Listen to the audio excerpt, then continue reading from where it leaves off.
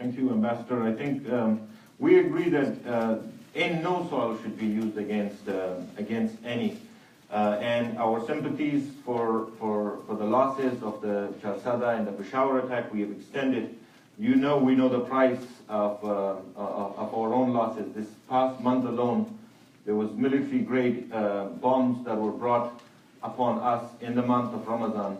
One that killed close to 150 and injured 500 in just one attack alone. And there has been a series of those. And once again, like I said, those military-grade explosives are not produced in the ungoverned spaces of Afghanistan, or there is a, like we said before, there is verification mechanism. If anyone knows of any factories in Afghanistan, more than welcome to come and show it to us. So there are real issues, and I think, Ambassador, I agree with you that we must work with Pakistan, and we do. This is why we're here. But which Pakistan? The Pakistan that's occupied by a militant group, by a military, or the Pakistan of the civilians? The civilians don't have a chance in Pakistan. This is the longest government in Pakistan that is led by the civilians and elected by its people. And it doesn't have a voice. Today, you can tell me all you want, but the reality is the promises or the policies are made by the military. And you're talking about a military that today perhaps has liberal mindset, and today uses this kind of militancy as a foreign policy tool.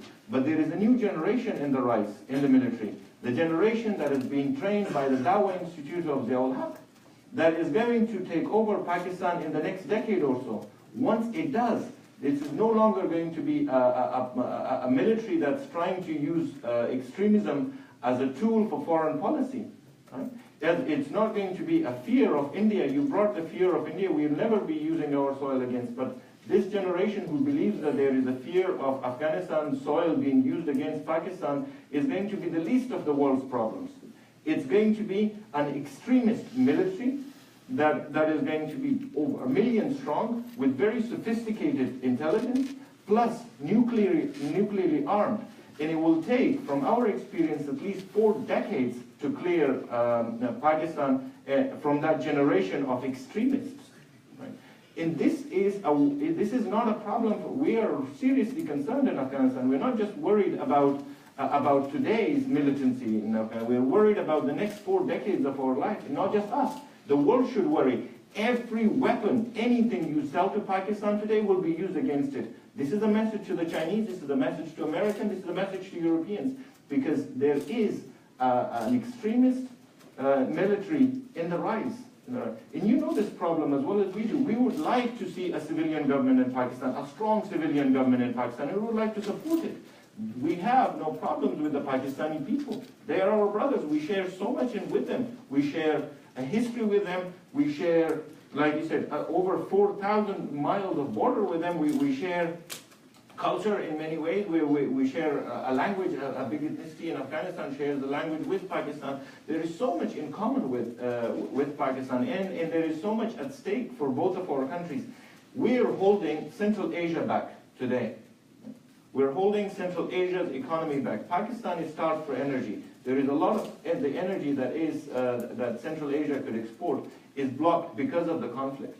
At the same time, instead of competing on any other front, Pakistan could compete with India on an economic front. And that would be a huge market, much bigger than India has on its own.